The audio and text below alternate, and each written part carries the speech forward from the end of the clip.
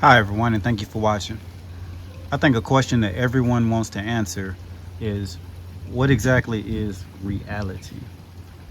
So I'm going to talk about some of the science, psychology, and observational things that overlap that kind of show us what reality is.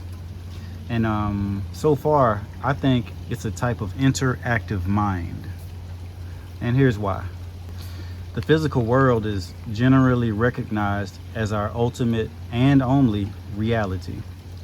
Modern physics, the fundamental science of this world, suggests that beneath this solidity-based world exists something far stranger, a quantum world described by not things, but possibilities. This is the point where faith in physics begins to blur, and consciousness as a variable or catalyst becomes reasonable enough to take into consideration. In everyday perceived reality, most objects are what they are. For example, a chair is a chair.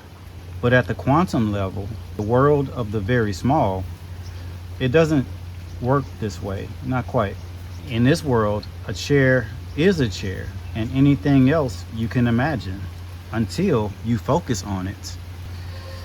Their findings for the basis of their belief or theory is that mere observation is the only proven action that coincides with that chair existing as a chair and not anything else that you could imagine. I hypothesize that this is very similar to something that we experience in our own minds.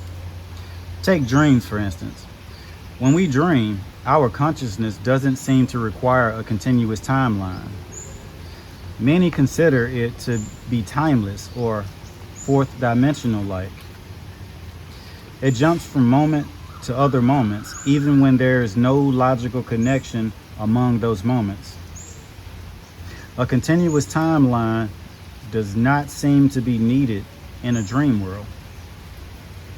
And take waking reality, for example, also. Even in waking reality, mindfulness often reveals that what feels like one continuous experience may actually be a series of individual moments that our mind seamlessly stitches together. Perhaps continuity is something that consciousness creates. With that said, I have a loaded question for you. And here's my question. If our physical world emerges from a quantum foundation, and that foundation is described in terms of possibilities before definite outcomes, is it possible that reality is far more mind-like than is presently comprehensible? That's my question. I just found it interesting that we operate on various levels of conscious principles here, and the scientific world has found that on the quantum level at least, the physics looks more like a mind than a scientific model. Thanks everyone for watching. I love and appreciate you. You all take care of yourselves out there. Bye.